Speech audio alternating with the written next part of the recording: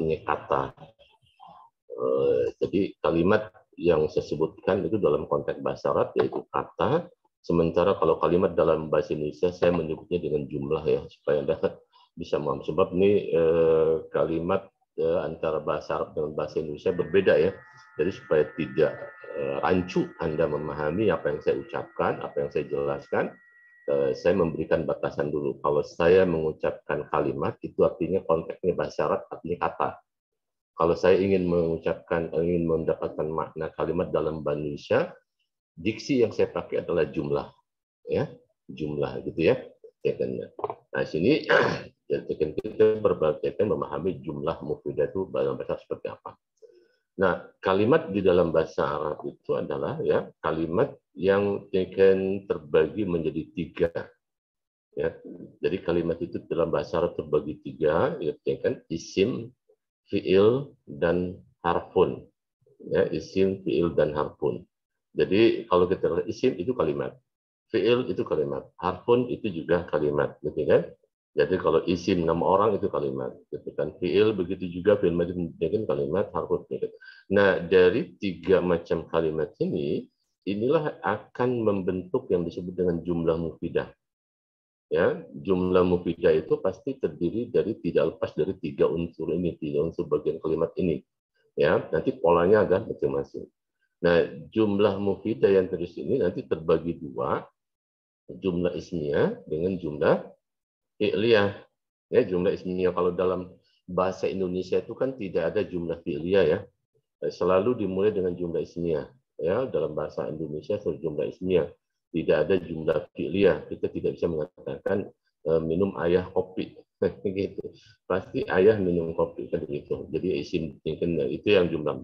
Sementara dalam bahasa Arab, itu Anda boleh mengungkapkan dengan jumlah ismiyah atau dengan jumlah fi'liyah. Bebas. Ya, bebas untuk. Nah, jumlah ismiyah dengan jumlah fi'liyah ini, itu ada pola-polanya. Ya, ada pola. Pola jumlahnya apa? Kita lihat di sini polanya. Pola jumlah ismiyah itu ada 5. Ya, sementara kalau jumlah fi'liyah, itu polanya ada 2.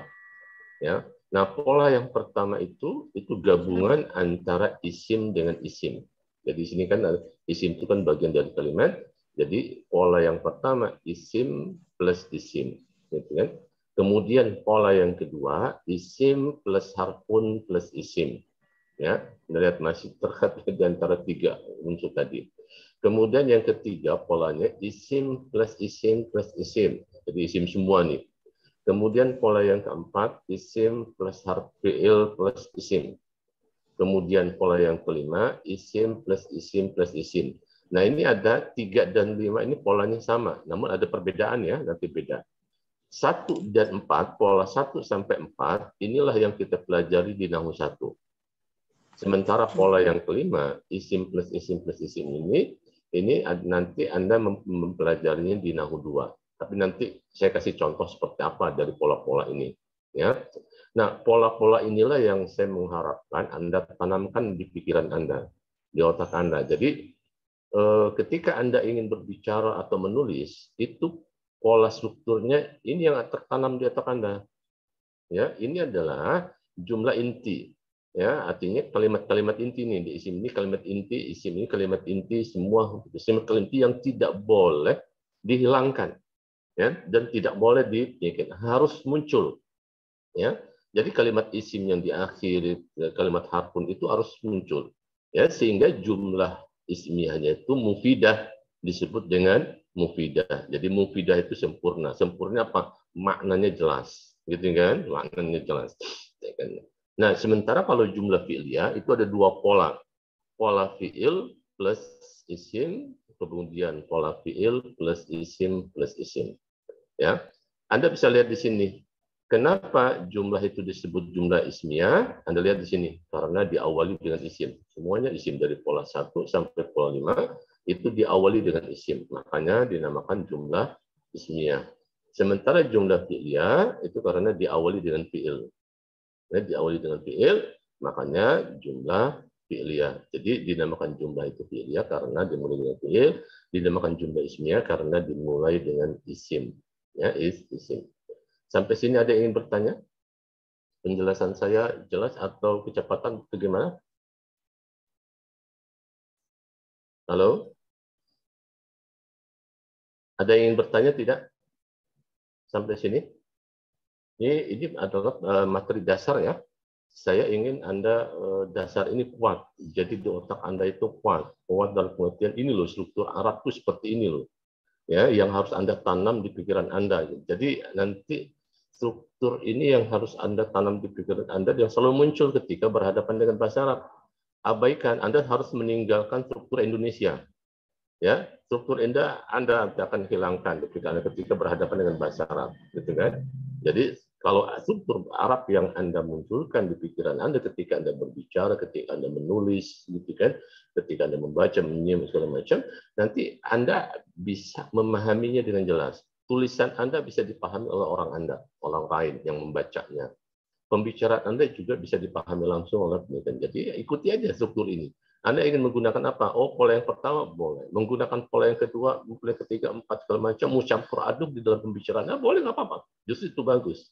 Jadi ketika Anda ingin menggunakan jumlah ismiyah dengan berbagai macam pola, ini variasi-variasi pola dan jumlah ismiyah, itu bagus. Jadi jangan hanya terbatas pada jumlah polanya hanya pola satu aja, tidak. Itu jadi dicampur dengan pola kedua, dengan pola ketiga, dengan pola keempat. Nanti kalau Anda belajar pola kelima, bisa saja petikannya gitu.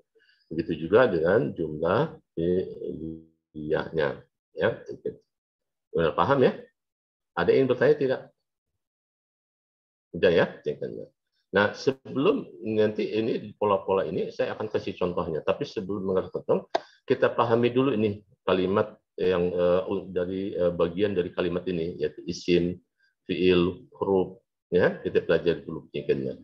Nah, isim ya, sekarang mulai dari isim. Isim ini bisa dibuktikan di saya ini kan tiga lah, walaupun empat nanti di nahu dua lah, tapi tiga aja untuk nahu satu. Pertama isim alam. Isim alam. Isim alam itu adalah semua benda yang ada di sekitar Anda itu isim alam. Ya, cekannya. Jadi cekan isim itu bisa sebagai isim alam. Isim alam itu maksudnya Anda bisa isim alam itu nama orang, Aliun. Itu isim alam. Atau nama binatang, Kitun, itu juga disebut dengan isim alam. Atau maktabut, benda padat, itu juga isim alam. Atau ma'un, benda cair, itu juga semua isim alam. Atau planet, berkenaan dengan masalah Syamsun, Qamarun, itu juga isim alam. Atau nama tempat, nama negara, nama kota, segala macam, itu juga disebut dengan isim alam. Atau nama profesi. Nama profesi itu juga disebut dengan isim alam. Ya, jadi profesi. Nah, isim-isim ini semua, penyekannya ini disebut dengan isim alamnya. Jadi segala benda yang ada di sekitar Anda sekarang, ya kalau Anda di rumah, penyekannya itu ada semua isim alam. Ya, di belakang Anda ada tembok itu isim alam. Di depan Anda ada meja isim alam. Di depan Anda ada komputer itu isim alam. Ya, penyekannya. Kemudian yang kedua, isim isyarah. Isim isyarah. Nah, isim isyarah ini jadi yang sebut Anda belakang hada, dalika, kata petunjuk ya, untuk dekat atau jauh, hada, dalika, mudzakkar muannas, ya kan? Hadi, tilka, ini muannasnya, haula, ulaika, ya, untuk yang jamaknya. Ini juga termasuk isim, ini isim isyarah yang Anda kenal dengan ya. Termasuk juga kalau dual ya, untuk dual ya. Kan hada menjadi hadani, itu juga isim isyarah ya. Kemudian yang ketiga, isim domir. Isim domir itu yang kamu pahami dari huwa, anta, nahnu sampai huwa sampai nahnu, itu disebut dengan isim domir. Nah, semua isim ini, isim alam, isim isyarah, isim domir, itu kalau Anda membuat jumlah, Anda bisa letakkan di posisi ini semua. Ya, Anda bisa letakkan di posisi ini semua nih. Yang diawali dengan Anda boleh mulai dengan nama orang, Ali, bisa dengan Al-Qittu, bisa Asyamsu, Al-Qamar, Al-Ustadz, Al-Talib. Anda bisa letakkan semua isim atau hada, dalika, atau domir ana. Anda bisa letakkan ya, isim alam itu di sini, di posisi pertama. Ya, karena dia isim, ya kan bisa. Nanti tinggal gantung apa maknanya, nanti ada contohnya. Ya. Jadi isim itu seperti itu. Kemudian fiil. Nah, fiil ini yang perlu Anda pahami hanya kan berkaitan dengan masalah fiil madi, mudhari, fiil amr aja ya. Walaupun semacam nanti ditinjau dari aspeknya itu ada fiil ini kan nggak usah. Ya, sekarang dari fiil madi aja. Fiil madi, fiil mudhari, fiil amr yang berkaitan dengan masalah ilmu nam. Nah, fi'il madhi itu adalah kata kerja yang masa lampau ya, masa lampau. Sementara fi'il mudhari itu yang kata kerja yang memiliki makna sekarang dan akan datang.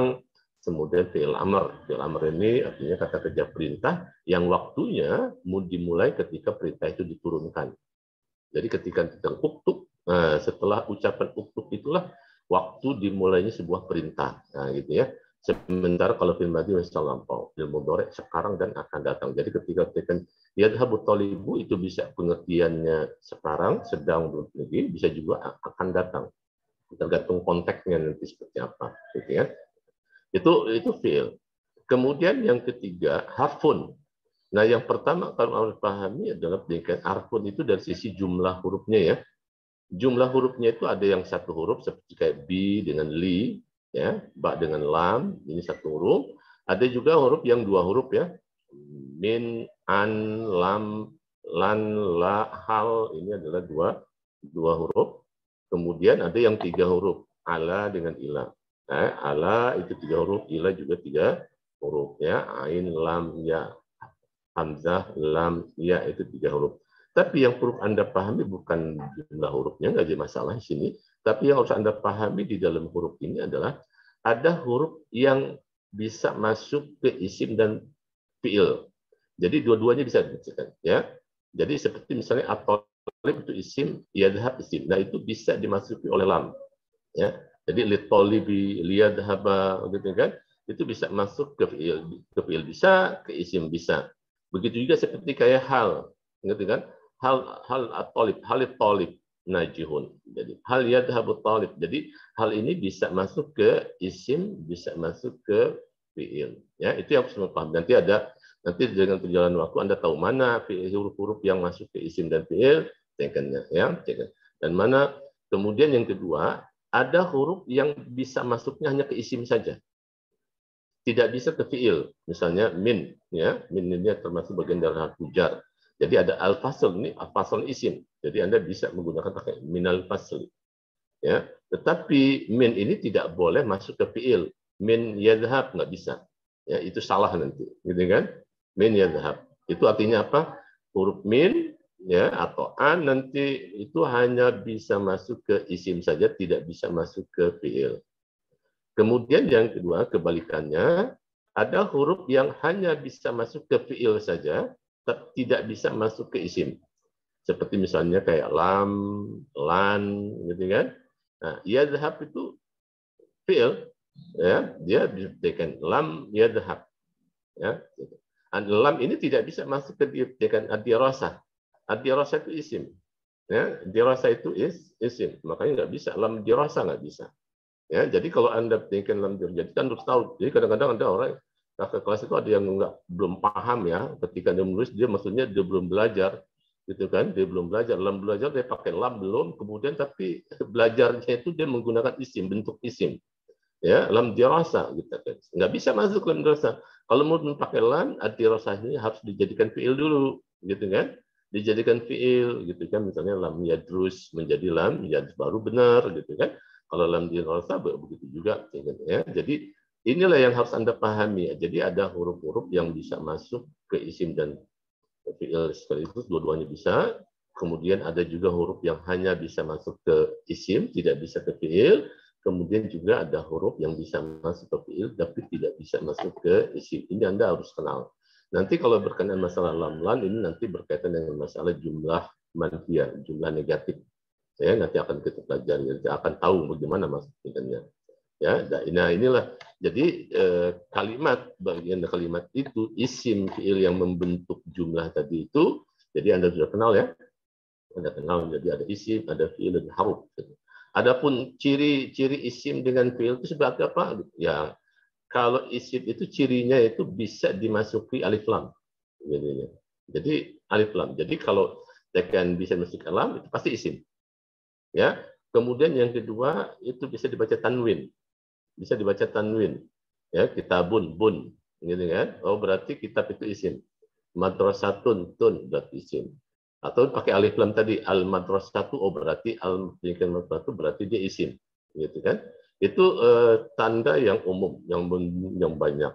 Nah, begitu juga Yang disebut dengan isim itu pasti semua nama orang, nama benda, nama kota itu pasti isim.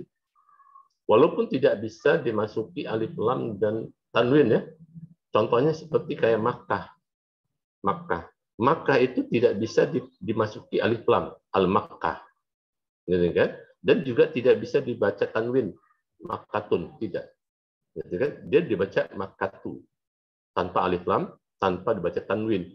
Apakah ada isim? Kan tadi katanya alasannya bisa dimasuki alif lam, tidak bisa dibaca dengan tanwin. Iya, memang tidak bisa dimasuki alif lam tanwin, tetapi dia adalah nama tempat. Dia nama tempat yang pada dasarnya sudah seperti itu. Ya, dasarnya sudah tidak pakai alif lam, juga sudah tekannya. Begitu juga kata Ahmadu. Ahmad. Ahmad itu juga isim, tapi kan nggak bisa pakai alif lam, tidak bahasa tanwin. Iya, tapi karena Ahmad itu adalah nama orang, gitu kan?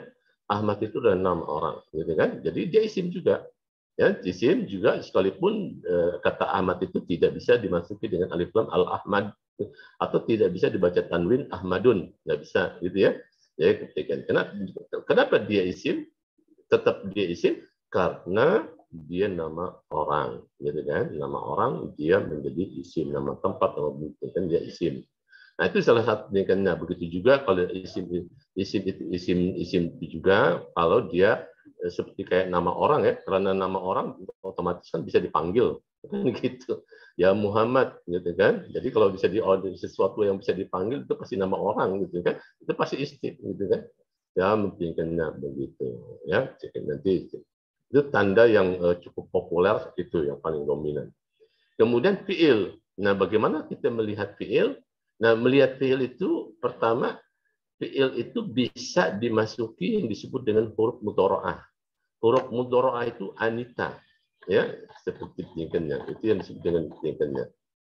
Nah, ini pendidikannya, ya di sini disebut dengan anita. Jadi kata itu pendidikannya ketika bisa dimasuki hamzah, nun, ya, ta, ini disebut dengan huruf mudharaah, huruf yang diletakkan di awal fiil mudhari. Ya, jadi ketika artinya aktubu, naktubu, yaktubu, taktubu, oh berarti kata itu fiil, gitu. Ya. Kemudian juga fiil itu kalau bisa dimasuki nun bertasdid dengan nun sukun, nun maksud takkid nih, menguatkan. Seperti yang Anda ketahui dalam firman Allah ya, la in syakartum la azidanna, danna, gitu kan? La azidanna. Jadi la azidanna itu pakai nun tasydid. Nah, itu berarti azida itu berarti dia fiil, gitu kan? Jadi kalau ditekan taktuban, taktuban. Jadi kalau Anda ingin mengatakan pakai nun bertasydid, taktuban, ada tekanan di situ, Anda ketika taktuban pakai nun sukun atau taktubanna, gitu kan? Taktubanna. Jadi baknya ini pada dibaca dengan fathah, gitu kan? Nah, itu pasti dia fiil, tanda tanda fiil. Begitu juga fiil itu bisa disambung dengan waw dan nun dengan ya nun yang menunjukkan jamak laki-laki dan perempuan, ya mufrad perempuan, orang tunggal perempuan. Bisa pakai ya, bisa pakai waw dan nun, itu pasti dia fiil. Itu tanda-tanda umumnya untuk membedakan mana isim, mana fiil, gitu kan? Jadi seperti itu. Nah itulah tingkatnya isim. Ini seperti nanti fiil-fiil ini ya, tingkatnya di bab di buku Anda yang sudah ada, itu di belakang buku itu ada kamus tuh. Ada kamusnya di situ. Jadi kamus. Jadi kalau Anda nanti di bab 1, bab pertama ini ada kosakata yang Anda tidak pahami artinya apa, Anda bisa lihat di belakang ada kamusnya. Kamusnya sudah tersusun berdasarkan ad-darsul awal, darsul tsani. Ya, jadi darsul awal artinya kosakata yang ada di pelajaran pertama Anda bisa. Jadi Anda tidak perlu buka kamus lagi, dan saya juga tidak perlu menjelaskan maknanya apa. Saya hanya tinggal menjelaskan strukturnya. Ya, strukturnya baik dalam latihannya maupun dalam teknik penjelasannya, gitu kan? Jadi jadi inilah, jadi isi bagian dari kalimat inilah yang membentuk jumlah mufidah. Jumlah mufidah itu terdiri ada 2, jumlah ismiyah dan jumlah fi'liyah. Baik jumlah ismiyah jumlah fi'liyah itu dia memiliki pola-pola, ya kan? Jadi pola di dalam bahasa Arab tidak lepas hanya ini aja nih. Ini polanya nih pasti terdiri dari ini. Ya, terdiri dari sekarang kita lihat nanti ini di pelajaran di bukunya kita pelajari secara bertahap nih ya. Nanti dia secara bertahap tidak seluruhan langsung kita pelajari semuanya muncul enggak. Secara bertahap dulu. Nanti diawali Anda belajar tingkatnya ya, polanya isim plus isim dulu. Ya, isim plus isim dulu nanti belajar. Setelah itu ada latihannya dan Anda sudah mengerti bagaimana membuat pola yang pertama ini ada syarat-syarat tertentu, ada yang wajib terpenuhi gitu kan. Ada yang tidak boleh dibuat bentuk seperti apa. Nah, itu Anda harus tahu tuh. Jadi konsep membuat jumlah ismiyah yang terdiri dengan pola isim plus itu kamu paham itu nanti. Anda harus paham. Jadi nggak boleh dilupakan. Ya, sehingga apa? Sehingga nanti ketika Anda ingin membuat, jumlah yang kamu buat itu betul nanti, gitu kan? Jadi harus dia wajib begini. Ada yang wajib yang artinya wajib terpenuhi itu maksudnya kalau Anda tidak mengikuti yang wajib itu berarti jumlah Anda bisa salah gitu. Maksudnya gitu. Ya, bukannya dosa. Wajib di sini bukannya suatu dosa, tapi wajib di sini adalah kalau Anda tidak mengikuti jumlah Anda salah gitu. Jumlah Anda salah.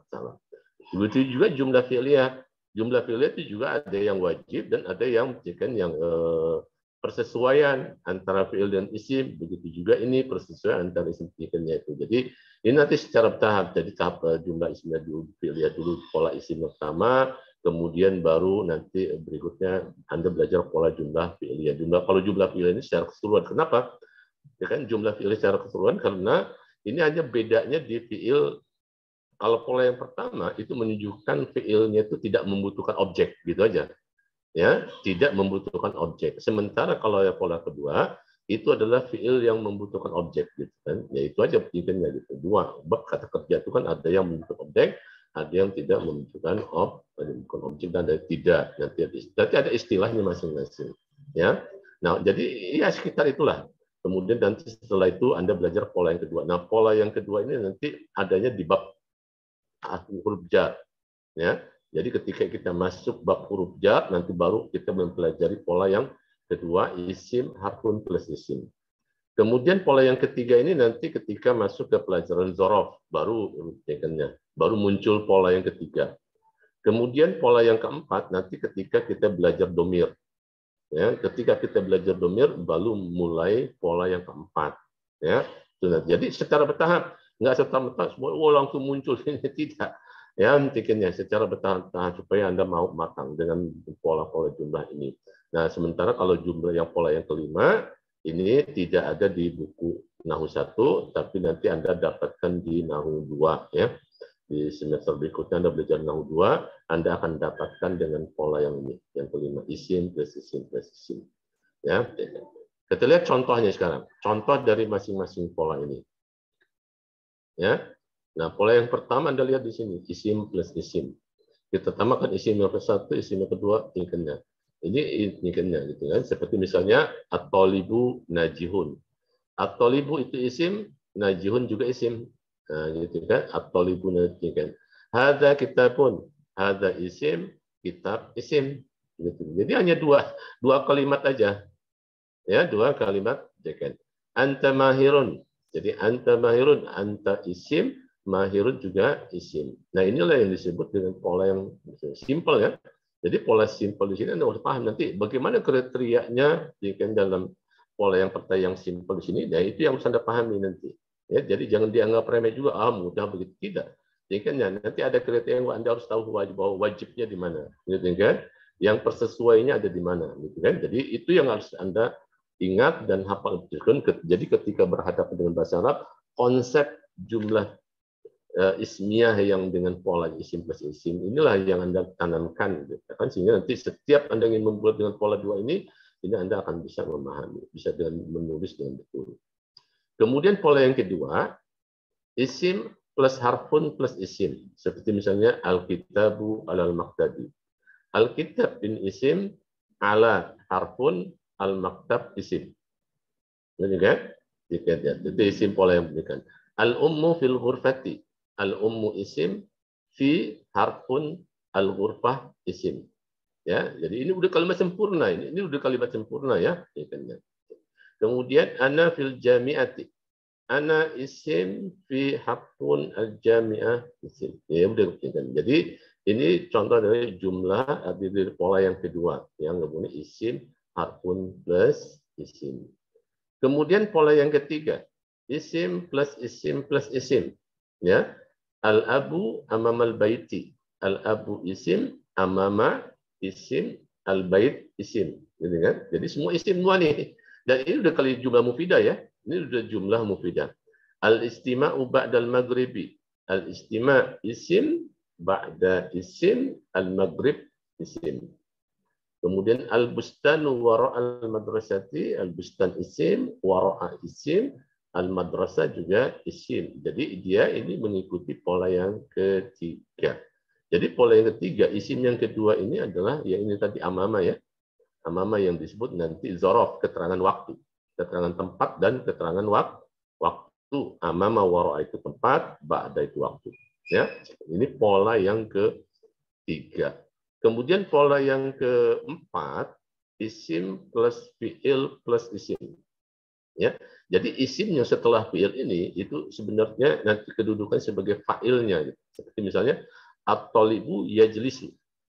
At-talib isim, yajlisu fiil, kemudian domir yang ada di sini, gitu, domir yang tersembunyi. Nanti ketika kita belajar domir ini nanti akan tahu disebut dengan domir mustatir, itu adalah isim.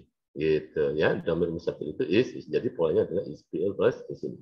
Al-waladu yanamu. Al-waladu isim, kemudian yanam fiil, kemudian domir yang ada di sedangkan itu isim. Itu ya, nanti ini dipelajari ketika kita membahas masalah domair, baik domair munfasil maupun domair muttasil ya. Kemudian pola yang terakhir yang kelima, isim plus isim plus isim. Jadi al-ustad isim, waladuhu isim, mahirun isim. Anda lihat contohnya beda kan? Isim yang kedua itu bukan keterangan tempat, bukan keterangan waktu, tapi isim alam. Isim alam. Dia menggunakan isim alam. Gitu kan? Jadi ini yang seperti polanya isim. Ini yang nanti Anda pelajari di Nahu 2, bukan di Nahu 1. Ya. Jadi semua pola itu terdiri dari ini dua. Jadi jumlah ismiyah itu terdiri hanya dari dua, satu dan dua. Jadi yang satu itu namanya mubtada, yang dua itu namanya khobar. Ya, jadi khobar. Jadi kalau kita lihat contohnya tadi, ya lihat contohnya ini, berarti isim bikin satu ini mubtada, dua ini khobar. Ya, nah begitu juga pola yang kedua Anda lihat sini. Yang satu ini mubtada, yang duanya itu Anda lihat gabungan antara harfun plus isim. Itu dua, itu jadi dua ini khobar, gitu kan? Jadi satu mubtada, dua khobar. Anda lihat duanya mana? Duanya bukan pada harfun, duanya bukan pada isim, tapi duanya adalah gabungan antara harfun plus isim. Itu dua. Yang kedudukannya nanti sebagai dua itu adalah khobar, gitu ya. Ini pola yang kedua. Nah, pola yang ketiga itu sama juga. Isim plus isim dari sini. Isim ini satu, ini mubtada. Nah, duanya bukan hanya isim yang tengah, bukan isim yang terakhir, tapi gabungan antara isim plus isim. Jadi artinya apa? Amamal bait, gitu kan? Jadi amamal bait inilah khobar. Begitu juga tadi yang di sini alal bait, gitu ya, harus mesti alal bait inilah yang khobar. Jadi bukan alanya khobar, bukan al maktabnya khobar, tapi gabungan antara harf alal maktabi itu yang khobar, ya, dua ini. Ya, jadi ini dipahami konsepnya nih. Ya, cekannya. Begitu juga yang ini. Nah, begitu juga yang pola yang keempat, isim ini satu berarti dia mubtada, kemudian duanya itu gabungan antara fiil plus isim. Fiil plus isim. Fiil plus isim dia jengkelnya. Nah, fiil plus itu kan sama dengan tadi pola jumlah fi'liyah kan? Nah, gitu. Sama dengan pola jumlah fi'liyah gitu. Nah, itulah khobar. Nanti disitulah Anda bisa memahami bahwa khobarnya khobar jumlah fi'liyah gitu. Khobar jumlah fi'liyah gitu ya. Ini sehingga at-talibu yajlisu. Jadi yajlisu ini kata kerja dengan domirnya yang dipanggil inilah khobarnya gitu kan. At-talib mubtada. Nah, kemudian pola yang kelima, ini Anda lihat nih, ya. Al-ustadu waladuhu mahirun. Al-ustad dia mubtada. Nah, yang dua khobarnya mana? Anda lihat gabungan antar waladuhu mahirun itulah khobar dari ustad yang satu. Ngerti kan? Tapi yang khobar ini dua, Anda lihat sini. Waladuhu di sini satu, berarti dia mubtada. Ya, mahir dua, berarti khobar. Gitu. Artinya apa? Artinya yang dua ini, yang dua khobar dari Ustadz, ya itu terdiri dari mubtada dan khobar juga, gitu ya.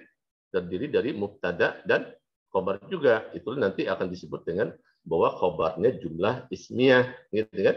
Jadi waladuhu mahirun kan isim plus isim nih. Ya, ini kan isim konsepnya isim plus isim tadi yang pertama. Ya, pola yang pertama tadi gitu kan. Nah, tapi dia bikinnya gitu. Jadi waladuhu satu berarti dia mubtada. Mahirun dua berarti dia khobar gitu kan. Nah, dua ini mana? Dua ini khobar untuk yang ini. Untuk yang satu ustadz jadi gitu ya. Gitu. Jadi inilah pembikinnya. Jadi dengan konsep seperti ini, dengan pola-pola seperti ini nanti Anda paham ya. Dan ini yang nanti apa? Dipelajari di nahu tekan dua tadi saya katakan ya. Contohnya saya nggak contohnya cuma satu aja. Contohnya nanti bisa banyak nih gitu ya. Tekannya misalnya tekan kita misalnya alkitabu kirtosuhu rokik. Nah, jadi bisa juga seperti itu. Jadi saya tulis misalnya ada contoh lain misalnya. Misalnya tekannya kita mulai dari misalnya alkitab. Gitu kan? Alkitabu. Gitu kan? Nah, kemudian kita pakai kirtos. Gitu, kirto suhu. Ya, kirto suhu rokikun. Nah, gitu kan? Jadi seperti itu. Alkitabu kirto suhu rokikun. Jadi kirto suhu rokikun ini adalah ya kan? Ya, sama dengan waladuhu mahirun. Jadi yang rokik itu apa? Kertasnya, bukan kitabnya yang pendidikannya. Begitu juga ini. Al-Ustadzu waladuhum mahirun. Yang mendapatkan informasi mahirun itu Ustadz atau waladnya? Waladuhunya. Waladnya. Gitu. Jadi kata mahir ini tidak berkaitan dengan Ustadz. Ya, Ustadz itu tidak diinformasikan mahir. Tapi yang diinformasikan itu adalah waladu anaknya. Gitu. Ya, gitu. Sama seperti kayak orang dalam bahasa Indonesia ngagetin kadang untuk mengagetkan misalnya gitu kan. Tekennya gitu kan. Misalnya ada Ustadz sakit. Sakit anaknya gitu. Jadi gitu. Oh, anaknya yang sakit gitu. Kirain Ustadznya sakit. Nah, misalnya seperti itu. Ya, tekennya gitu. Ya, jadi seperti itu. Jadi yang rokik ini tipis. Ini bukan kitab yang tipis, tapi kertasnya yang tipis. Jadi informasi. Nah, inilah yang disebut nanti Anda belajar di Nahu 2. Ya. Baik, silakan tingkatnya yang ingin tingkatnya. Oh, tadi jumlah ismiyah, sekarang jumlah fi'liyah ya. Nah, jumlah fi'liyah sini fi'il plus isim. Seperti misalnya jalasa atau yajlisu, kemudian al-waladu. Jalasa yajlisu itu fi'il, al-waladu isim. Ya, nanti namanya itu fi'il fa'il. Jadi isim itu nanti ini namanya fa'il. Nah, kenapa dia polanya duanya fi'il kan? Itu karena kata kerjanya yang disebut tadi tidak membutuhkan objek karena fi'ilnya gitu. Atau dengan istilah lain namanya adalah fi'ilun lazim. Fi'il lazim. Jadi fi'il lazim itu adalah kata kerja yang tidak membutuhkan objek. Oleh karena itu, jumlah mufidahnya sebatas gabungan antara fi'il plus fi'il isim aja udah selesai. Udah selesai, udah sempurna. Jalan selalu waladu, udah sempurna. Walaupun Anda tidak menjelaskan alal maktabi misalnya, alal kursi, nggak masalah, itu udah sempurna. Sudah sempurna. Kalau Anda jelaskan tadi tanpa sini alal kursi, itu hanya menambah makna saja, bukan bagian dari kalimat inti. Gitu. Jadi alal kursi Anda hilangkan tidak merusak, tapi yang merusak itu kalau Anda hilangkan failnya itu masalah. Jelas alal maktabi itu jadi rusak. Siapa yang duduk di kursi gitu? Nah, jadi kalau tidak ada failnya, jadi harus terpenuhi nih, gitu. Harus terpenuhi. Sementara yang pola yang kedua, fiil plus isim, seperti misalnya qara'a atau yaqra'u thalibu ad-darsa atau darsan. Nah, jadi kenapa di sini ada pola yang kedua di sini? Karena kata kerjanya membutuhkan objek. Ya, ini disebut dengan fi'lun muta'addin. Fi'il muta'addin. Ada fi'il. Tapi di sini nanti fi'ilnya itu namanya fi'il, kemudian isim yang kedua pertama adalah itu nanti al-fa'il, Isim yang kedua nanti kedua sebagai maf'ul bih, gitu kan? Maf'ul bih ini objek dari qara'a, gitu kan? Jadi kalau Anda mengatakan kataba tolibu titik, nah itu belum sempurna. Kenapa? Karena kataba itu membutuhkan objek, gitu kan? Membutuhkan objek. Jadi harus dikasih objeknya. Kataba tolibu dengan arisalata, nah, baru sempurna, begitu kan? Harus sempurna. Jadi kalau Anda menulis kalimat tidak objek, ya. Jadi harus diberikan objek supaya makna yang Anda ingin ungkapkan itu sempurna dan orang bisa memahaminya, gitu, tanpa ada interpretasi dari orang yang membaca, gitu kan. Jadi kalau kata tolibu kan misalnya kata waladu alam nikahnya fil baiti, orang kan masih interpretasi ini yang ditulis anak itu apa sih, bisa ini bisa ini bisa ini. Nah itu yang bikin menimbulkan maknanya itu menjadi tergantung interpretasi pembaca, bukan interpretasi dari penulis, bukan keinginan makna dari penulisnya apa sebenarnya, gitu ya. Nah inilah yang disebut pola-pola dengan contoh-contohnya. Jadi kesimpulannya jumlah mufidah dalam bahasa Arab ya hanya berkisar yang disebut dengan jumlah ismiyah dengan jumlah fi'liyah saja. Jumlah ismiyah itu ada 5 pola, jumlah fi'liyah ada 2 pola. Nanti ini jumlah fi'liyah yang pola yang ada maf'ul bihnya ini nanti bisa saja dirubah kedudukan ininya, urutannya. Bisa dirubah urutannya, gitu kan. Ini adalah urutan dasar nih, fi'il, fa'il, maf'ul bih. Nanti ketika kita belajar jumlah fi'liyah nanti akan kita pelajari. Nanti Anda bisa robah. Robahnya bagaimana? Robah maf'ul bih itu mendahulukan fa'il. Jadi polanya itu urutannya fi'il, maf'ul bih, fa'il, gitu kan. Dan bisa juga Anda robah urutannya berdasarkan maf'ul bih, fi'il, fa'il, gitu. Nah, itu urutan-urutan yang ada di dalam jumlah fi'liyah. Anda boleh mau pakai yang dasar boleh, mau pakai yang maf'ul bihnya mendahulukan fa'il, memakai pendidikannya maf'ul bihnya taruh di depan, itu tidak boleh. Semua ada, dan itu semua Anda dapatkan di Al-Qur'an tuh. Ya, pola jumlah fi'liyah dengan pola-pola seperti Anda dapatkan. Yang jelas itu iyyaka na'bud. Iyyaka na'bud. Nah, itu iyyaka na'bud itu arti polanya apa? Polanya adalah maf'ul bih dulu, baru fi'il, baru fa'il. Ini gitu. Jadi maf'ul iyyaka itu maf'ul bih, na'bud itu fi'il plus fa'ilnya, gitu kan. Dan banyak sekali yang pola, termasuk juga pola yang kedua, fi'il, maf'ul bih, fa'il, gitu. Fi'il, maf'ul bih, fa'il. Jadi semuanya ada dalam bahasa Arab. Jadi Anda boleh memvariasikan seperti itu.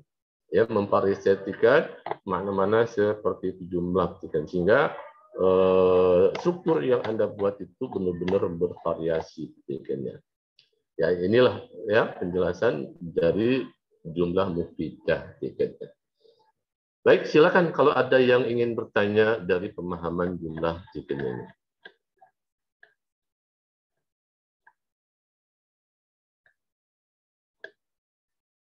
Ada yang ingin bertanya? Ustadz, izin bertanya. Ya, silakan. Di bagian jumlah ismiyah pada pola ketiga yang isim plus isim plus isim itu bagian amamal bait atau waro'a selain zorof dia termasuk ke dalam huruf jar juga bukan Ustadz? Bukan. Zorof itu kan keterangan waktu, keterangan tempat. Ya, keterangan waktu dan tempat dia bukan zorof. Ya, walaupun secara makna ya, Anda katakan fil ghurfah. Fil ghurfah itu kan memang menunjukkan makna tempat. Ibu itu ada berada di mana? Tapi penamaan Anda lihat, penamaannya fi ini bukan zorof. Penamaannya adalah fi ini harfu jar. Harfu jar. Jadi isim yang datang sesudah ini disebut nanti isim majrur biharfi jar. Sementara yang pakai dhorob di sini amamal bait, gitu kan? Amam ini dhorob keterangan tempat. Dia keterangan tempat. Jadi istilah nahunya adalah zarfun. Isim yang datang setelah bait, dia juga majrur. Tapi majrurnya bukan disebut dengan majrur bil idofah. Nah, gitu. Jadi disebut majrur bil idofah karena seperti kayak mudhof dan mudhof ilaih. Jadi baiti, amamal baiti karena isim plus isim. Jadi isim plus itu kan seperti misalnya kitabu tolibi, kitab mudhof, al-kitabi mudhof ilaih. Jadi seperti itu. Karena gabungan isim plus isim, makanya disebut nanti al-bait ini isim majrur bil idofah. Sementara fil ghurfati fil jami'a alal maktabi ini isim majrur biharfi jar. Nah, gitu. Jadi beda ya. Beda penamaan. Dari sisi makna mungkin juga menggambarkan tempat, gitu kan. Anda berada di mana? Saya ada di kamar, gitu kan. Ibu ada di mana? Gitu kan. Al-um fil ghurfah, aina al-um? Gitu kan. Al-um fil ghurfah. Iya, al-um fil ghurfah, gitu kan. Nah, fil ghurfah ini kalau Anda ingin mendapatkan ungkapan zorobnya, fi ini menjadi dakhilah nanti. Ya, jadi ditekan kalau dzaraf dari fi itu adalah tekannya. Kalau Anda mengatakan al-ummu, ini kan dakhilal ghurfati, berarti Anda menggunakan dzaraf, tidak menggunakan harfu jar. Gitu. Maknanya sama, dakhilal ghurfati dengan fil ghurfah itu maknanya sama, gitu kan? Maknanya sama, artinya di dalam kamar gitu. Tapi Anda mengungkapkannya satu dengan harfu jar, satu dengan dzaraf. Jadi nahu itu begitu. Nahu itu tidak melihat kepada makna, tapi nahu itu dilihat pada strukturnya. Zahir strukturnya yang dilihat. Ya, di struktur yang dilihat ya. Itulah nahu. Ya, tingkatnya. Walaupun maknanya sama tapi strukturnya berbeda. Jadi itulah yang dilihat strukturnya, bukan maknanya. Paham ya? Syukran Ustaz. Ya. Nanti kalau ketika Anda belajar di sini, Anda sudah pikirnya, misalnya kalau Anda pikirnya misalnya seperti sudah masuk pakai angka jam misalnya, gitu kan? Kalau Anda mengatakan misalnya nanti sudah contoh aja ya.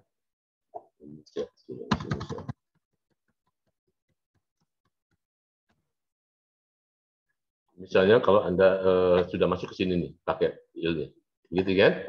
Ini saya lanjutkan dengan misalnya pakai pertama.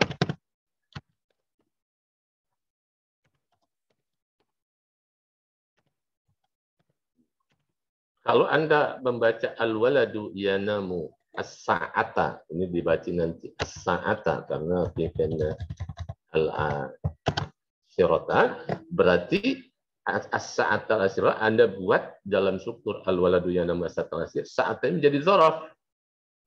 Menjadi dzaraf di i'rabnya. Jadi kedudukan di dalam kalimatnya itu dzaraf. Boleh nggak pakai dekennya Anda pakai harfu jar? Ya boleh saja. Kalau Anda mengatakan misalnya pakai ada fi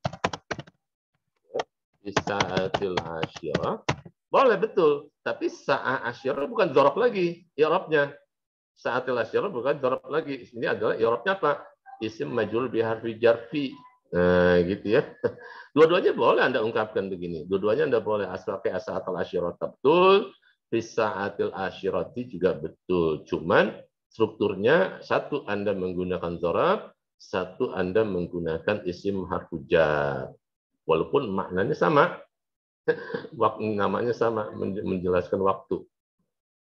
Ya, tapi penamaan di dalam struktur nahunya ada perbedaan.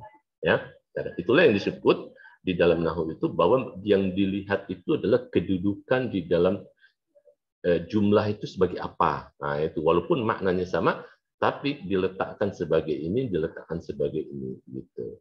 Ya, ini nanti pada saatnya ketika Anda belajar dzaraf atau tekan dzaraf nanti akan bisa memahami ini. Ya, jadi seperti itu. Bisa paham ini?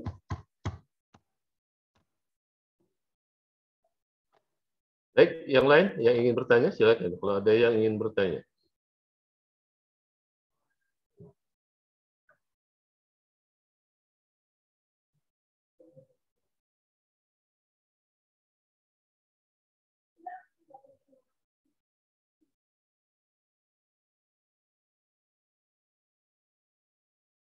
Halo.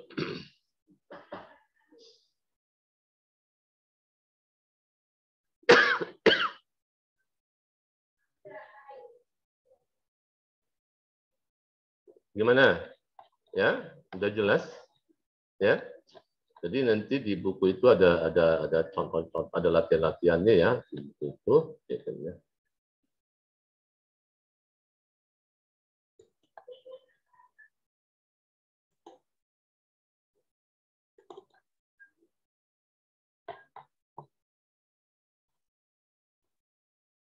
Ini ya. Jadi ini ada di buku semua ya. Saya buktikan lagi. Jadi yang disebut dengan kalimat itu al-lafdu ad-dal ala makna mufrad bil wajh, artinya lafaz ya yang menunjukkan makna secara mandiri dalam konsep diletakkan awalnya. Jadi ketika kita buktikan itu dia buktikan. Dia lafaz itu menunjukkan makna secara mandiri ya pada dasarnya. Itu wahya ya kan jinsun tahtau anwa. Jadi ini kalb itu berada di ada berapa macam isim, fiil, harf, pun. Sementara kalau kalam al-murakkab min kalimatain. Jadi kalau kalam pertuturan Anda itu pasti susunan terdekat ya, susunan yang terdiri dari dua kalimat. Ya, antara satu kalimat dengan kalimat itu saling berhubungan satu sama lain. Ya, baik nanti ya ta'addab dengan isim atau dengan fiil dengan isim yang disebut dengan jumlah isimnya atau jumlah fi'liyah ya. Inilah yang disebut dengan jumlah ya. Jadi gabungan antara isim plus isim ya kan. Nah, jumlahnya itu untuk sampai kepada jumlah mufidah al-kalam murakkab al-mufid. Jadi kalam murakkab mufid itu sempurna. Maknanya sempurna. Ya, maknanya sempurna. Maksudnya sempurna itu adalah dia ikannya antara nama dengan walad itu maknanya sempurna. Bisa dipahami secara sendiri ya. Tapi kalau sekalipun strukturnya itu benar, ada fiil dengan fa'il, tapi kalau maknanya tidak logis, tidak logik, tidak logis, ya, tidak masuk akal, nah itu juga tidak disebut dengan mufid ya. Jadi mufid nanti di dalam ilmu dalah kamu pelajari. Jadi mufid di sinilah artinya sempurna, maknanya bisa dipahami, ya, atau Anda Anda menghilangkan salah satu ininya, nah, itu tidak sempurna kalau juga. Wa ghairu kalamu wa makana fi hukmil. Jadi kalau Anda mengatakan al-walad, itu belum sempurna. Kenapa? Karena belum ada fiilnya atau belum ada khobarnya gitu ya. Itu tidak sempurna. Jadi yang disebut sempurna itu dia harus makna lengkap ya.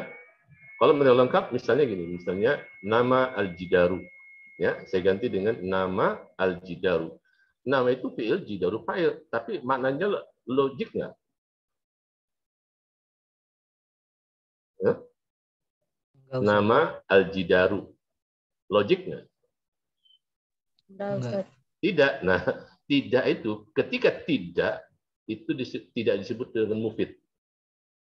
Tidak disebut dengan mufid. Jadi jumlahnya itu ghairu mufidah. Ya, jadi disebut dengan mufidah itu maknanya logik dan bisa dilihat kenyataannya seperti apa gitu. Dan dia ada, jadi bukan hanya sebatas struktur aja yang benar, fiil plus fa'il aja itu benar. Ya nama al-jidaru kan ada fiil dengan fa'ilnya saat. Iya benar. Secara struktural benar, tetapi secara mana dia tidak benar. Gitu ya, secara mana dia tidak benar. Jadi yang disebut mufidah itu bukan hanya dari struktur saja tapi juga maknanya logik, ya. Ya, disebut itu. Itulah yang disebut dengan jadi al-murakkab al-mufid itu tadi alladzi yarbitu ahadu juz'aini bil akhar. Ya, artinya yang salah satunya itu berhubungan satu dengan yang lain biwasatun nisbah al-isnadiyah dengan cara menisbahkan kata ini dengan kata ini dengan ini gitu ya. Tapi masal usnil qiyam alal abdillah hukman alaih. Jadi kata koma Abdullah. Jadi kata koma itu diisnadkan kepada Allah yang memang hukman alaih. Menjadi hukumnya jelas. Bahwa Abdullah itu memang orang yang bisa berdiri. Nah, kan gitu. Artinya gitu. Jadi itulah yang disebut dengan murokab itu menjadi mufid. Gitu ya. Tapi kalau koma al-jidaru, masih sih memang kan memang kok kiam kepada jidar. Apakah bisa jidar itu hukuman alaiha, hukuman alal qiyam tadi? Nggak bisa, tidak bisa jadi hukuman mungkinnya. Oleh karena itu, ya, koma al-jidaru tidak bisa disebut dengan al-murakkab karena maknanya nggak jelas. Itu ya. Maknanya tidak logik. Ya, jadi yang logik itu, jadi di sini ada kata mufid ya. Jadi mufid itu yang disebut dengan sempurna itu bukan strukturnya saja, tapi sempurna dalam memahami makna yang demikian. Ya.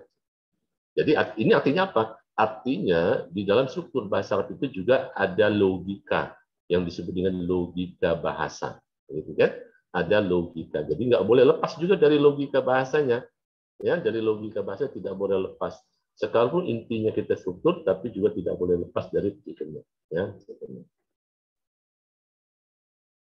Kemudian apa? Jumlah murakkab isnadi. Jadi disebut dengan murakkab isnadi karena antara mubtada dan khabar tadi, ya.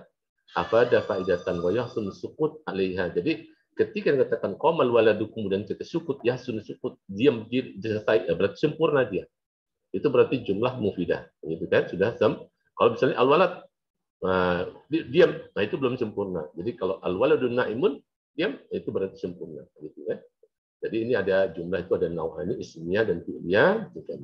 Nah, wa aqallu ma tarakul jumlah ismiyah min ismain. Ya, urut dekan. Susunan jumlah ismiyah itu paling sedikit adalah dari isim plus isim atau isim plus fi'il atau isim dengan fi'il. Tadi yang pola-pola yang 5 pola ya. Dekan. Makanya disebut dengan anmat. Anmat ini jamak dari namatun. Namatun itu pola. Jadi di buku itu kalau Anda ada kata anmat-namat, Anda bisa lihat di kamus tuh. Kamusnya apa? Ikannya. Jadi namat nggak paham. Coba dilihat di pelajaran di kamus pelajaran pertama. Ada nggak kata anmat? Oh, nanti di situ ada Anda bisa memahami. Oh, anmat itu jamak min namatun. Artinya pola. Ya. Jadi lihat di kamus ya. Jangan di belakang buku kamu itu ada kamusnya. Kemudian juga aku lumatara kalau jumlah fi'liyah, jadi susunan jumlah isim yang paling sedikit itu adalah gabungan antara fi'il plus isim atau fi'il plus isim plus isim. Jadi gabungan-gabungan inilah yang kan ada di jumlah isimnya maupun jumlah fi'liyah kita tadi pelajari pola ya. Di jumlah isimnya 4 pola, jumlah isimnya 5 pola, jumlah fi'liyah ada 2 pola dengan variasi-variasi dari pola yang kedua.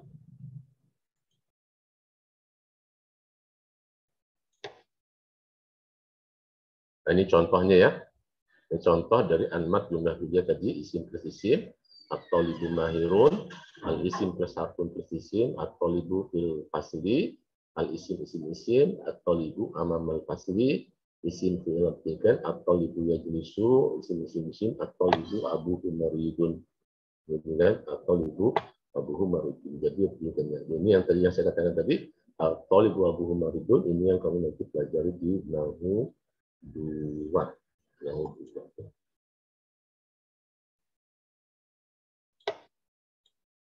Nah, ini contoh dari jumlah fi'liyah. Ya, kan ya jenis tolibu, ya tolibu ad-darsa. Nah, ini tekannya. Ini di buku ada ya. Jadi pengertian dari kalimat itu apa? Al-lafdu al-mufrad dalal. Lafaz mufrad, lafaz tunggal yang menunjukkan makna. Jadi ketika kitab itu mufrad, lafaz mufrad. Tapi ada maknanya nggak? Ada. Ya dulu makna. Ada maknanya. Ada maknanya. Gitu kan. Tapi kalau misalnya itu lafaz bukan, bisa jadi lafaz gitu kan. Tapi ada maknanya nggak tahu maknanya apa kan. Jadi lafaz dan kalimat dalam tuturan bahasa manusia itu adalah lafaz ya, mufrad yang menunjukkan ada maknanya, dan ini ada 3 macam isim dan harfun. Kemudian yang disebut dengan isim itu apa? Ma yadullu ala ma'nan mustaqil bil fahmi. Artinya sesuatu yang menunjukkan kepada makna secara mandiri, pemahamannya secara mandiri. Ya, jadi ada makna yang menunjukkan makna, ya artinya isim sesuatu yang menunjukkan kepada makna secara mandiri dalam pemahamannya. Jadi Alkitab, Ad-Darsu, ini. Laisa zaman juz'an. Jadi di dalam isim itu tidak ada yang menunjukkan waktu ya. Jadi ketika al-qalam tidak ada makna waktu di situ, tidak menunjukkan waktu. Itu yang disebut laisa zaman juz'an. Ya, laisa zamanu juz'an minhu. Gitu. Wa huwa kullu kalimatin, jadi kan jadi isim itu dengan setiap kalimat tadullu ala insan yang menunjukkan kepada manusia, hayawan, nabat, tumbuh-tumbuhan, jamat, benda padat, makan, tempat, zaman, waktu, sifat, kemudian makna mujarrad min zaman, makna yang menunjukkan makna yang konteksnya tidak menunjukkan ya, mujarrad terlepas dari waktu ya, seperti rajulun, asadun, hewan, zahratun, nabat, haitun benda padat, syahrun gitu kan, kayaknya makan zaman, nazifun sifat, istiqlal. Nah istiqlal ini jadi makna mujarrad, makna yang terlepas dari waktu ya, waktu itu kan, seperti misalnya kata ad-dirasah, al-kitabah, al-qiraah ya, itu dia kan isim. Dalam qiraah itu tidak ada menunjukkan waktu ya. Jadi kalau Anda ada perbuatan, sebenarnya qiraah itu kan membaca, tapi Anda buat dalam bentuk isim, berarti isim di kata membaca itu dia tidak menunjukkan adanya waktu ya, tidak menunjukkan adanya waktu, gitu ya. Nah, itu isim, ya.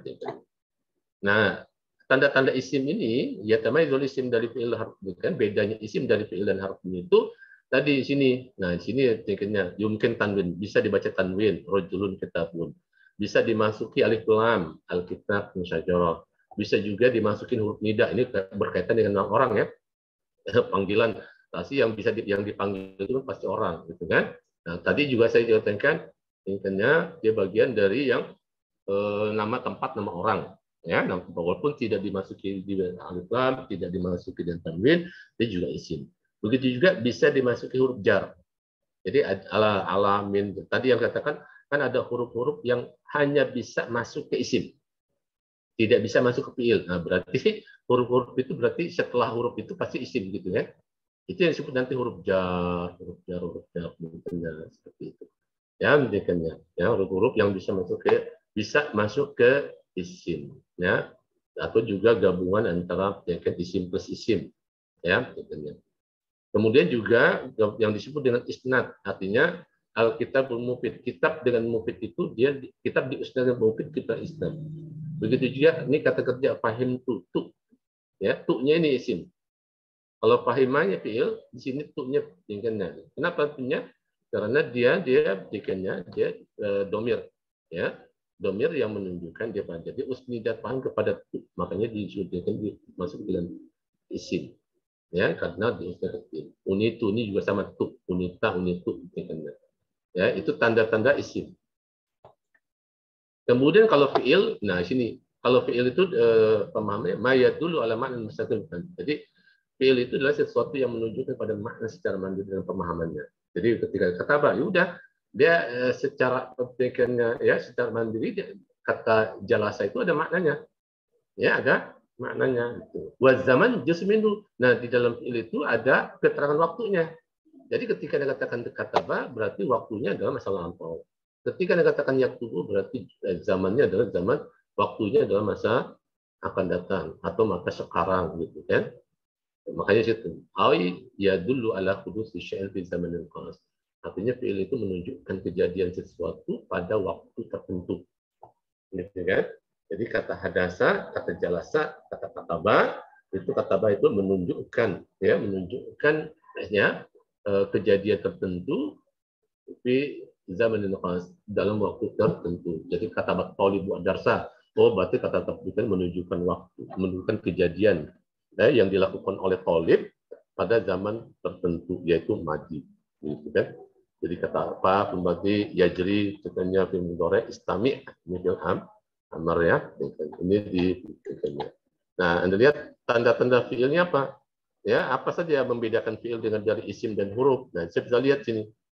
Ya, itu bisa sama mungkin ittisal bi ta'il fa'il mutakalim karena umur qatiban. Jadi katabta, jadi bisa dipakai katabtu, katabti, katabta itu jadi berarti dia fiil tuh. Ya, ketika fasal kan nggak bisa, al fasal ta nggak bisa. Berarti gitu. Jadi bisa dimasuki tak yang kedudukannya sebagai fa'il, baik mutakalim baik orang pertama maupun orang kedua, itu fiil pastinya. Ya, ini kalau fiil madi. Kalau fiil mudhari maupun di sini tidak disebutkan, dia bisa masukin huruf mudhari ya, tadi huruf mudhari itu tambahannya. Ya, mudhari. Ya, yang kalau fiil mudhari. Kemudian yumkin ittisal bi ta'nis, dia juga bisa taknis nih, qomat. Ini menunjukkan bahwa koma ini adalah untuk mu'anas, gitu kan. Jadi selalu bisa dimuat tak maftuhah, ya, tak maftuhah seperti itu berarti dia fiil. Kemudian juga bisa dipikirkan yaktubin ya-nya tadi, ya dan nun. Ya, tadi saya tambahkan bisa juga pakai waw dan nun. Ya dan nun bisa dimasuki dengan ya nun, taktubina, ushkuri, nah itu buktikan. Kemudian yang keempat, tadi sini bisa pakai nun, bisa disatukan, disambung dengan nun bersukun atau nun bertasdid, la azidan, la azidanna. Jadi kalau la azidan hanya sun itu, ini berarti disebut takkid, taukid khafifah, ringan. Tapi kalau tasdid itu disebut dengan taukid takilah, ya, disebut dengan takilah, ya. Jadi bedanya itu nama. Tapi sama. Jadi sesuatu yang bisa disambung dengan nun bertasdid atau yang disebut dengan nun taukid itu pasti fiil. Itu pasti fiil, ya. Itu tanda-tandanya, ya. Jadi Anda secara mungkin Anda sudah belajar semester pertama, Anda sudah tahu bagaimana cara membedakan isim dan fiil. Walaupun belum secara mendetail seperti nahwu yang Anda pelajari sekarang. Kemudian huruf, ya, yang disebut dengan huruf itu ma yadullu ala ma'nan ghairu mustaqil. Nah, sini ada artikel ma yadullu ala ma'nan ghairu mustaqil. Kalau tadi kan isim dan fi'il itu kan maknan mustaqil. Ini maknan ghairu mustaqil, artinya makna yang tidak mandiri dalam pemahamannya. Jadi dia tidak bisa berdiri sendiri. Kalau dia berdiri sendiri, ya, dia kan nggak bisa dipahami maknanya. Ya. Ketika dikatakan fi, Anda paham nggak fi? Nggak bisa paham. Ya, tapi ketika dikatakan fil jami'ah fil ghurfati baru paham makna fi itu apa gitu, ya. Gitu. Jadi ai laisa lahu ma'nan illa ma ghairihi. Jadi huruf ini dia tidak mempunyai makna kecuali bersambung dengan yang lainnya, khususnya isim. Ya, baru huruf itu bisa dipahami. Gitu, kan?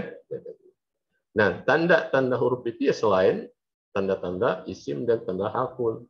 Jadi harfu bi annahu la yasmu fi syai'in min alamat asma wal afal. Jadi tanda-tanda isim, tanda-tanda hal selain itu berarti dia tanda huruf. Itu aja simpulannya. Ya, sesuatu yang selain tanda-tanda unsur. Nah, inilah yang disebut dengan harf. Ya. Nah, ini anwaul harf. Nah, ini anwaul harf bukan harf. Anwaul harf itu mayadul ala asma wal afal wahda layak munsyad. Jadi huruf yang bisa masuk mayadkhul, bisa masuk ke isim dan bisa masuk ke fi'il, wahda layak munsyad, dan ini tidak mempengaruhi isimnya.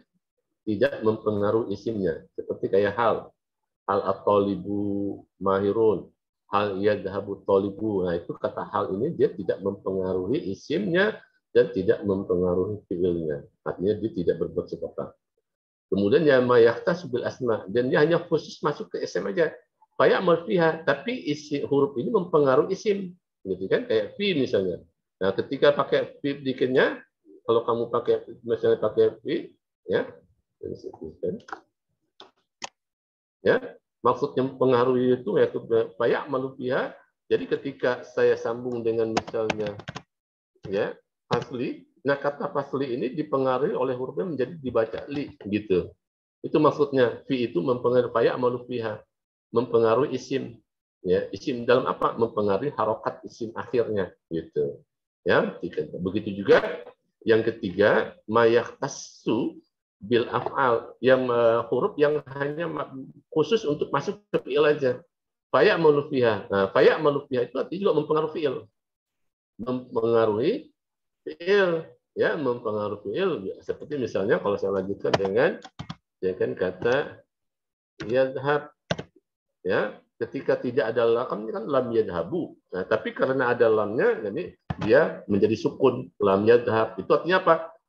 Lam ini ya'malu fil fi'il, gitu. Jadi lam ini dia mempengaruhi fi'il sesudahnya. Ya, itu maksudnya. Ya, itu maksud dari ya'malu fiha. Ya,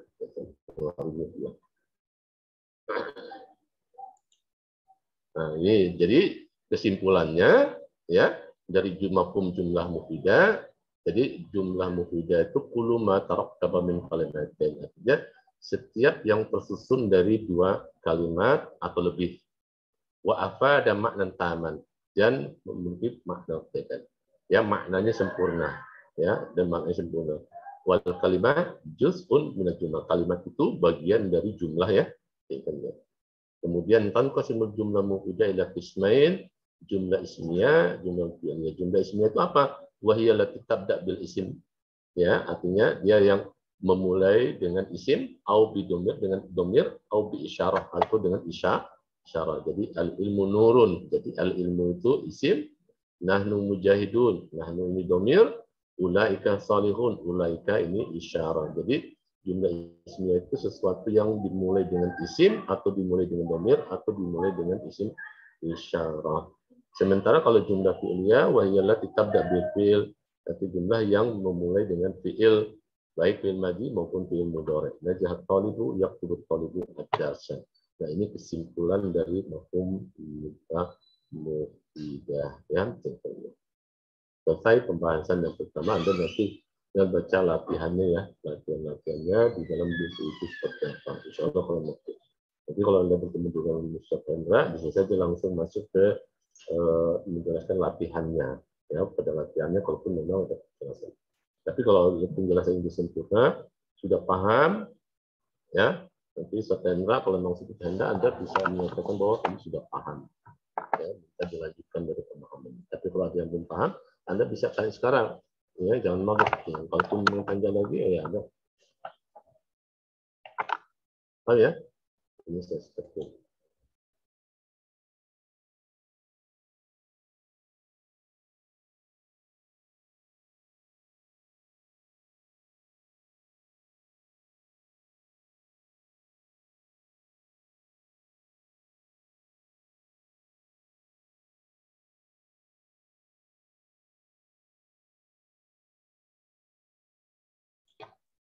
Silakan, kalau ada yang ingin bertanya, jangan malu. Ini masih ada waktu beberapa menit, ya.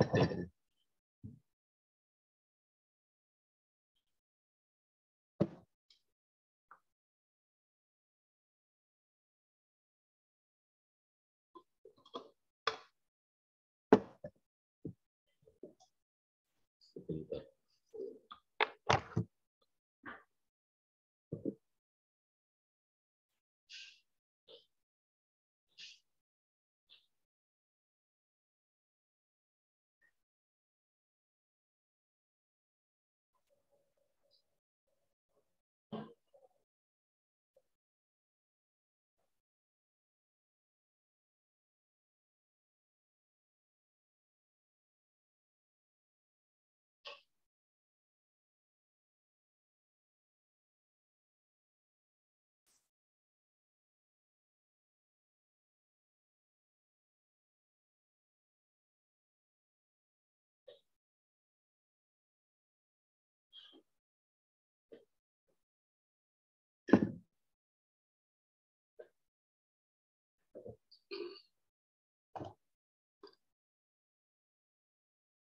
Halo, silakan kalau ada yang ingin bertanya. Jangan malu bertanya. Ini dasar ya. Jadi saya mengharapkan pemahaman global ini Anda benar-benar pahami. Ya. Kemudian nanti secara bertahap setiap pola itu nanti Anda harus pahami seperti apa. Silakan.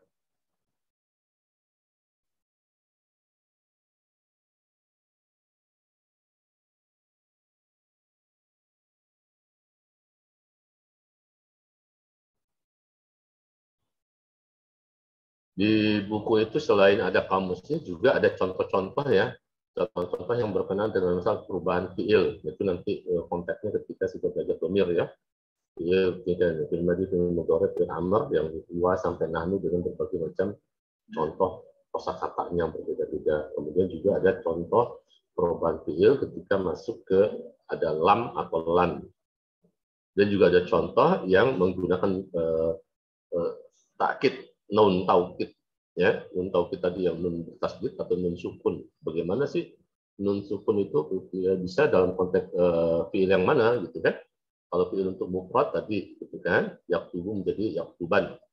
Jadi baknya itu dibaca dengan fathah, jadi kan bukan yaktubun, bukan yaktubunna tidak, tapi yaktuban, yaktubanna, itu kan kalau pakai tasdid. Nah itu ada contoh-contohnya bagaimana Anda membuat fiil yang di seperti dalam Al-Quran ada penekanan di situ. Ya, ada contoh-contohnya, Anda tinggal bisa baca, kemudian diulangi. Yang penting seperti yang saya jelaskan minggu lalu, penting baca ulang-ulang. Ya, dengan baca mengulang-ulang, nanti dengan sendirinya tanpa Anda sadari, Anda menghafal tuh. Anda ingat terus ya dengan baca ulang-ulang. Ketika baca ulang-ulang juga hanya jangan cukup sekali dua kali, tapi terus ya berkali-kali. Ya, sehingga materi yang Anda baca itu benar-benar melekat, ya, benar-benar melekat. Ayo, silakan yang ingin bertanya, jangan malu. Atau sudah bisa dipahami secara keseluruhan nih? Tidak ada lagi yang ingin bertanya? Sudah jelas? kalau sudah jelas, tidak ada kemudian saya juga sudah selesai semua materi yang saya sampaikan, tidak ada lagi yang tersisa, tidak ada yang saya sembunyikan kepada kalian, semua sudah saya informasikan ya. Ya kita pertemuan itu walaupun masih ada beberapa menit lagi, kita cukupkan sekian. Ya, kita cukupkan dulu teman kita. Ya, benar tidak ada yang bertanya? Ustaz Afwan mau nanya. Ya, silakan. Untuk membedakan antara fiil muta'as sama fiil lazim itu kita tahunya itu melalui menghafal kosakata yang kita punya atau bagaimana ya Ustaz? Ya itu sama dengan bahasa Indonesia sebenarnya. Kita pahami dari makna. Jadi seperti misalnya dalam bahasa Indonesia duduk. Nah, kata duduk itu kan tidak membutuhkan objek. Kan gitu. Ya, kayak jelasan. Saya duduk kan gitu. Bukan saya duduk ayah kan gitu enggak. Gitu. Tapi ketika Anda merubah kata duduk menjadi mendudukkan, nah itu pasti ketika mendudukkan itu kan pasti membutuhkan objek kan? Ya, membutuhkan objek itu. Jadi dilihat dari maknanya. Ya, menulis. Ya, menulis itu kan pasti ada objek. Artinya ketika kita objek kan kita tanya aja apa yang ditulis. Nah, berarti dia kata kerja yang membutuhkan objek. Tapi ketika duduk kan nggak bisa. Apa yang duduk nggak bisa kan? Apa yang duduk nggak bisa kan? Nah itu artinya maknanya gitu ya. Sama dengan bahasa Indonesia, dia termasuk yang disebut dengan transitif atau intransitif ya. Jadi kata kerja intransitif yang dengan objek, kata kerja transitif yang membutuhkan objek. Nanti istilah di dalam bahasa Arabnya yang membutuhkan objek itu muta'addil, yang tidak membutuhkan objek itu disebut dengan lazim. Ya, bagaimana kita mengerti muta'addil lazim? Ya, kita lihat maknanya. Gitu kan.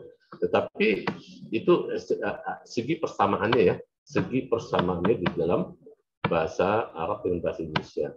Tapi ada segi perbedaannya. Ya, nah ini yang harus Anda hafalkan, Anda harus pahami nanti. Seperti misalnya membutuhkan, gitu kan? Membutuhkan. Ketika dalam bahasa Indonesia membutuhkan kan dia ada objeknya, gitu kan? Ya, saya membutuhkan pertolongan kamu kan gitu. Saya membutuhkan pertolongan kamu, gitu kan? Tetapi ketika Anda di dalam bahasa Arab, kepetekan membutuhkan itu yahtaju. Nah, dalam kata yahtaju itu dia membutuhkan tidak objeknya tidak langsung, tapi dibantu dengan huruf jar. Gitu. Yahtaju ila musa'adah. Yahtaju ila musa'adati. Nah, jadi yahtaju itu memang artinya membutuhkan, tapi dia tidak langsung musa'adat, tapi pakai ilah gitu. Kenapa? Nah, disinilah perbedaannya. Nah, perbedaan inilah yang kamu harus hafal gitu kan. Dalam yang kamu hafal adalah Arabnya ya, jangan Indonesianya. Arabnya Indonesia gitu kan. Misalnya ayah memperhatikan anaknya. Ayah memperhatikan anaknya. Nah, memperhatikan itu dan memperhatikan kalau dalam bahasa Indonesia itu kan langsung tuh anaknya jadi objek dari memperhatikan. Tapi ketika di dalam bahasa Arab yahtamu, nah kata yahtamu itu selalu dirangkai dengan huruf jar bi, gitu kan? Jadi yahtamu al-abu bi waladihi, gitu. Jadi ada bi-nya, bukan langsung yahtamu waladahu, tapi bi waladihi. Nah inilah yang kamu harus hafal Arabnya, yang Indonesia yang tapi Anda hafal Arabnya. Bahwa kata ini, diksi ini harus dibantu dengan harfu jar ini. Nah, itu nanti Anda pelajari ketika sudah masuk di huruf jar ya.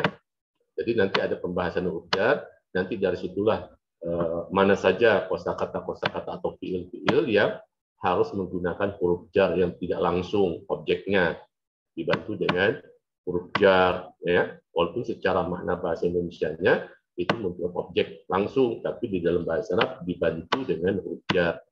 Nah, itu nanti yang disebut, kalau istilah linguistiknya dalam bahasa Arab, itu nanti disebut dengan kolokasi. Kolokasi itu maksud apa? Rangkaian yang sudah terbentuk pada dasar seperti itu orang Arab gitu. Jadi orang Arab itu selalu mengatakan itu gitu.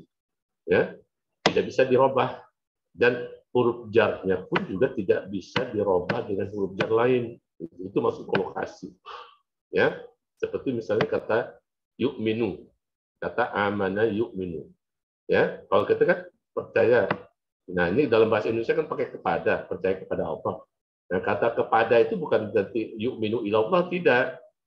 Ya, kepada itu dalam bahasa Indonesia pakai kata kepada, tetapi dalam bahasa Arab bukan. Kadang gini, Anda terpengaruh dengan bahasa Indonesia sehingga oh yu'minu ilallah karena konteks pikiran Anda tuh ke bahasa Indonesianya, gitu kan? Pikirannya gitu, kalau kepada oh berarti ilallah gitu. Tapi di dalam bahasa Arab tidak seperti itu. Dalam bahasa Arab berbeda, bukan pakai ilah tapi pakai bi. Al-yu'minu billah, makanya katakan al-imanu billah. Jadi kata yu'minu itu selalu dirangkai dengan huruf bi. Dan bi itu tidak boleh diganti dengan yang lain untuk mendapatkan makna iman keimanan tadi.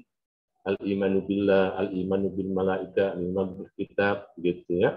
Dan itu dalam konteks keakidah, gitu ya, dalam konteks akidah. Tapi kalau dalam konteks percaya, gitu kan, dalam konteks saya percaya kepada kamu, nah itu baru Anda bisa mengatakan pakai ilah. Ya, konteksnya bukan akidah, konteksnya adalah percaya kepada saya percaya gitu. Dalam arti kita percaya dalam tidak pengertian akidah. Tapi kalau dalam pengertian akidah, saya percaya kepada Al-Quran. Nah itu Anda harus pakai al-imanu, u'minu bil Quran. Nggak boleh u'minu ilal Quran. U'minu bil Quran. Nah itu yang kamu harus pahami nanti. Itu yang kamu harus hafalkan. Nanti di pelajaran ujar itu nanti ada contoh-contoh banyak sekali. Anda tinggal baca ulang-ulang, dipahami maknanya, Anda bisa lihat kamus, artinya apa, tapi apakah kata itu dirangkai dengan huruf jar min, apakah kata itu dirangkai dengan huruf jar ilah, nah itu yang kamu harus pahami. Ya, itu tidak ada lain harus dihafal. Ya, tidak ada kaidahnya kecuali hanya dengan dihafal. Nanti kalau Anda dihafal, jadi maksudnya dihafal itu ya tadi dengan baca ulang-ulang. Jadi dengan contoh itu dibaca ulang-ulang, ya di dalam nanti huruf jar itu banyak sekali tuh contoh-contohnya. Latihan-latihannya juga berkenaan dengan masalah penggunaan huruf jar itu. Kalau strukturnya tidak ada masalah, tidak ada problema. Tapi yang problema itu adalah pemakaian huruf jarnya itu yang problema. Makanya dibaca ulang-ulang sehingga Anda paham tuh. Baik nanti ketika Anda berbicara ataupun menulis, jangan lupa menggunakan huruf jar itu. Tapi kalau Anda nggak mau baca ulang-ulang, ya Anda tetap aja salah. Gitu. Sebab bukan hanya Anda salah, banyak orang yang sudah belajar puluhan tahun, kalau dia tidak menghafal, memperhatikan hal yang seperti itu juga terjadi salah ya, dalam rangkaiannya. Kenapa? Karena rangkaiannya pada dasarnya sudah seperti itu, nggak bisa diganti. Gitu. Ya, sama saja dengan dalam bahasa Indonesia, ya, dalam konteks seperti misalnya PP, pulang pergi, PP, gitu ya. Apakah pulang pergi itu boleh diganti urutannya pergi pulang dalam bahasa Indonesia? Boleh nggak? Ya?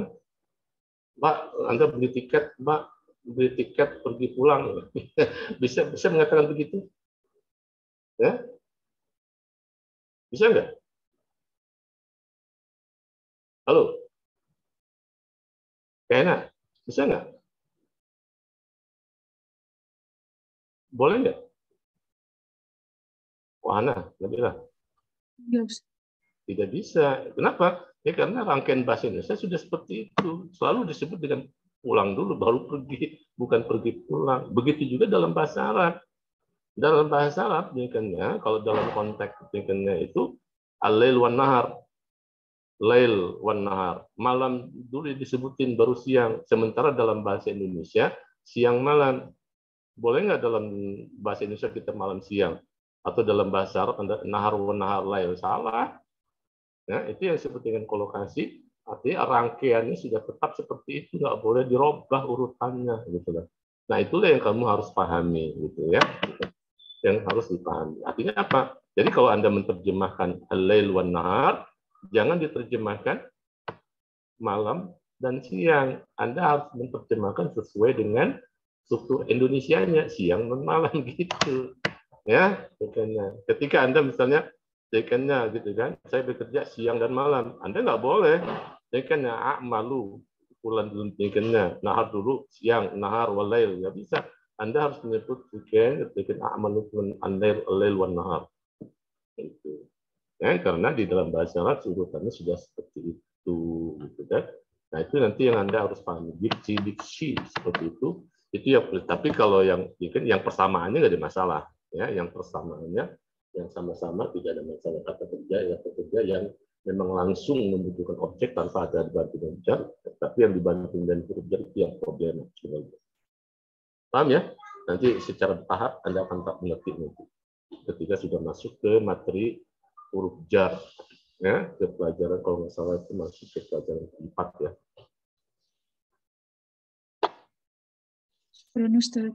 Sama-sama. Ada lagi? Ya, jangan lalu bertanya, tanya aja menurutnya. Ya, sebelum kita tutup nih. Kalau tidak ada pertanyaan, berarti insya Allah Anda sudah paham ya, sudah mengerti apa yang saya jelaskan pada hari ini. Ya. Walaupun memang itu yang jelas, nanti Anda bisa tanya di pertemuan berikutnya, atau bisa tanya masuk di diskusi nanti. Baik, kalau memang tidak ada lagi yang ingin bertanya, kita akhiri pertemuan kita ini, ya, naktatin hadil muhadarah bilhamdalah. Ya, alhamdulillah. Saya mohon izin untuk meninggalkan. Assalamualaikum. Waalaikumsalam warahmatullahi wabarakatuh. Waalaikumsalam warahmatullahi wabarakatuh.